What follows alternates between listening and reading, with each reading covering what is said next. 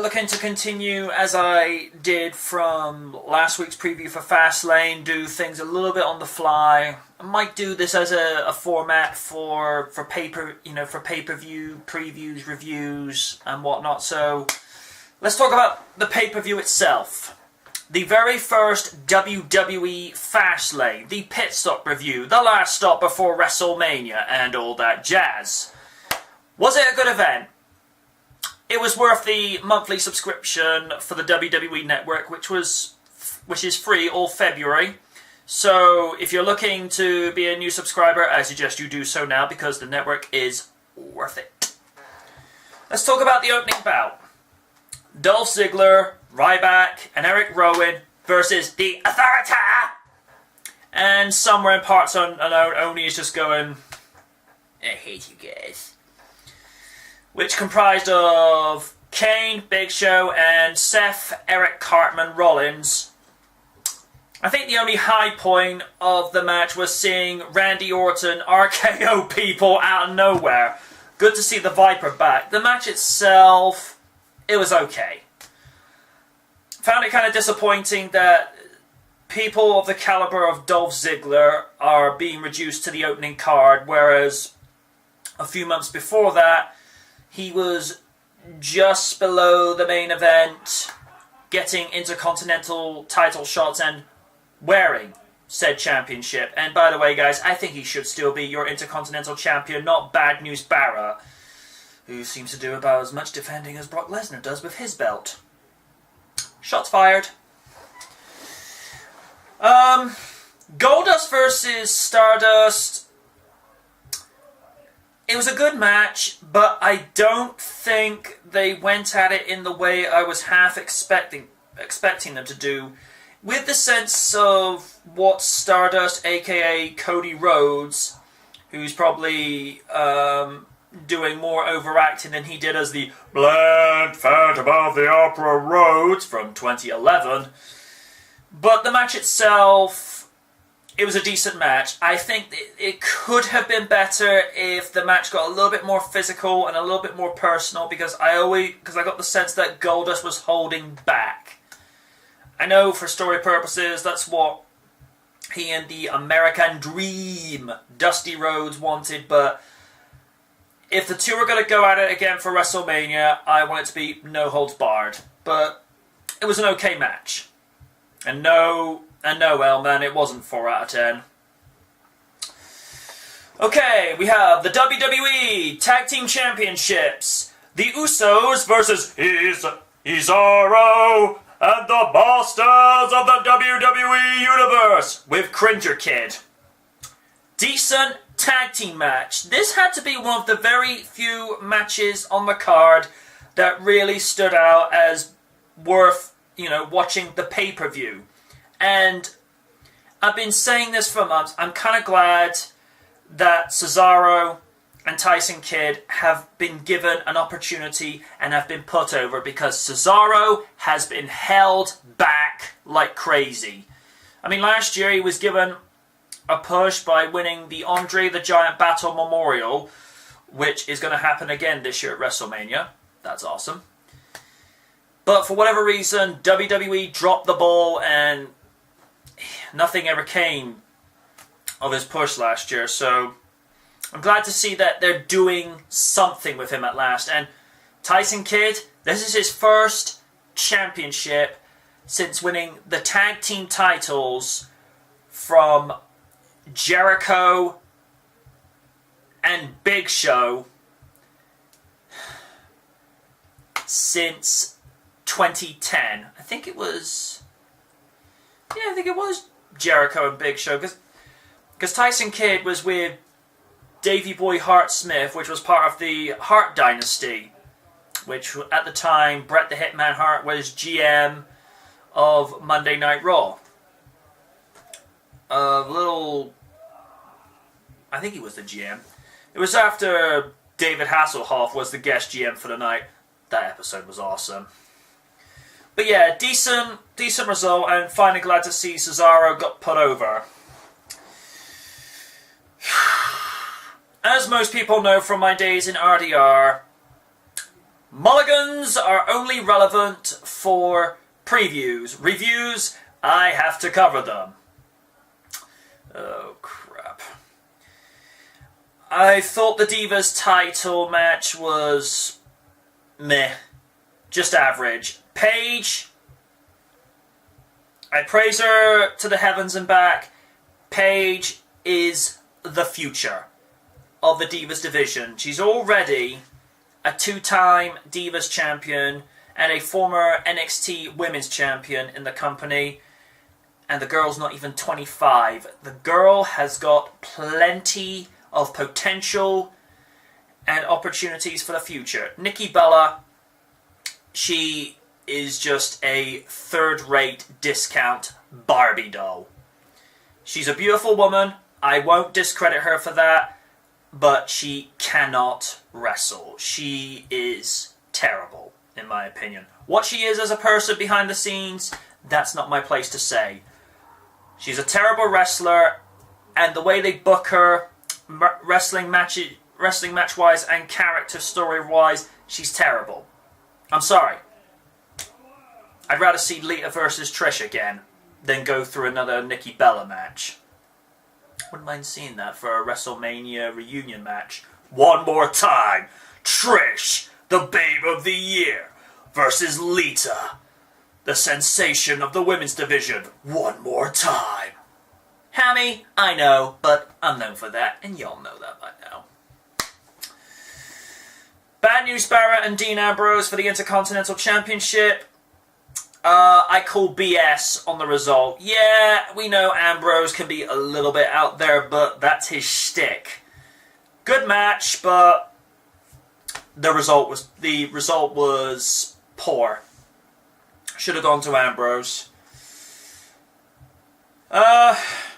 US title match, Cena versus Rusev. I thought this was actually on par with the tag team title match from earlier in the evening. Cena came at Rusev all guns blazing, and I honestly thought he had the US title. He was this close.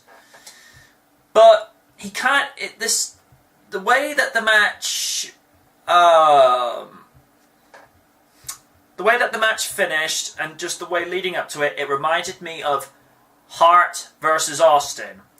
In the sense of, yeah, Rusev won, but Cena was never pinned, nor did he tap. He simply passed out. And that, like I say, gave me reminders of Stone Cold versus Hitman from WrestleMania 13. And it's hard to think it's been 18 years since that pay-per-view. Wow. And then the main event itself, basically a glorified number one contender spot match. Daniel Bryan versus Roman Reigns. This match stole the show. It was skill and agility versus power and strength, and I'll be very surprised if this is not nominated for Match of the Year, because it gave everything that you wanted from the pay-per-view, and definitely was worth the subscription to the network. Fastlane, if I'm going to be honest, it's going to get a 5. It's good, but they need to come up with something that's going to wow the audience for next year. And let's get on with SmackDown. I have something to say. Daniel Bryan thanks the fans for being in his corner and not giving up on him. And just because he's not in the main event for this year's WrestleMania does not mean that the Yes Movement is dead. Bad News Barrett comes in and says he doesn't deserve the spotlight, nor does Dean Ambrose, who stole his Intercontinental title. Upon that mention, Ambrose comes out and decides to clobber Barrett, and Bryan does the same, and Ambrose leaves with the Intercontinental title. Barrett reclaimed the Intercontinental title just as Ambrose defeated The Miz convincingly. Short but good. In the back, Barrett narks on Ambrose and Bryan whilst boasting that he's got his title back. Subtle. Bring out the divas! Okay, this match has been teased long enough in the past month. Two of the most athletic divas in the division going at it. Decent match. This was a decent match with good exchanges, but the finish was poor with a very unclean finish. Natty wins via pin. I have something to say. Lana and Rusev get nuclear heat from the crowd, like that's not anything new, and say that they're above everyone else, and he rejects Cena's rematch attempt. Jack Swagger enters and takes exception to what has been said, and that they should be careful what they're saying because they're surrounded by real Americans. A brawl ensues, and Swagger ends up in the Accolade and taps out. R-Truth thought Byron was the coach? Truth? No. No one wants Jonathan Coachman back! Ugh. Barrett and Bryan are no strangers to each other. From their days in the Nexus to them competing against each other at SummerSlam 2011, these two know each other extremely well. Really intense physical match that was worthy of being pay-per-view quality. Daniel Bryan wins via running knee, and...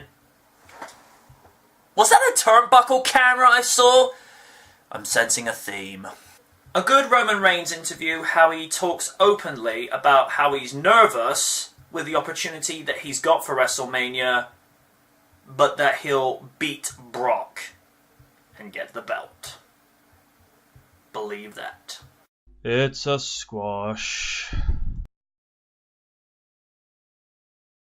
There's going to be another Andre the Giant Memorial Battle Royal for Mania.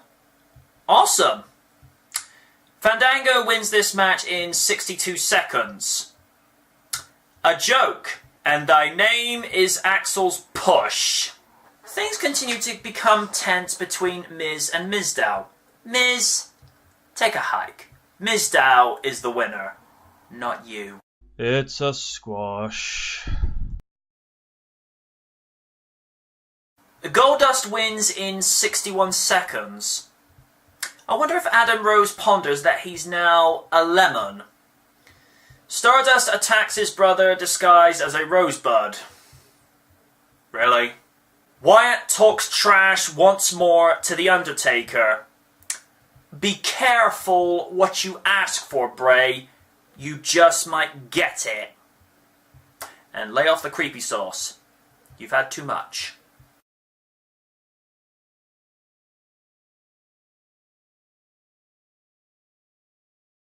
Not entirely sure why we got this as a rematch from Fastlane, considering the original match was the opening card on said pay-per-view. Reasonably entertaining match with everybody getting a run in the ring, but I think the night would have served better with Bryan and Barrett as the main event, as that was pay-per-view quality. This, it was okay, but it wasn't pay-per-view quality. Ryback wins the match via Shell Shock.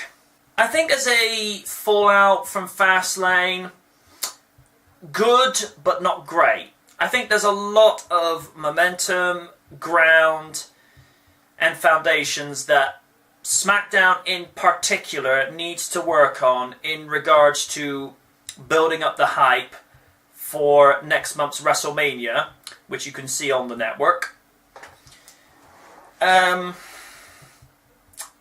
The fact that the Intercontinental Championship is going to have Barrett defend against multiple opponents. The WWE are being a little bit sketchy as to how many contenders there are going to be in this match, but this might just give the Intercontinental Championship what it's been desperately needing for so many years, because I can't remember the last time that belt has been relevant for a long period of time. I mean, whenever it's been on guys like Dolph Ziggler in the last year, it felt like it meant something again. But then they go put it on Barrett and the guy does nothing with it, and that annoys me.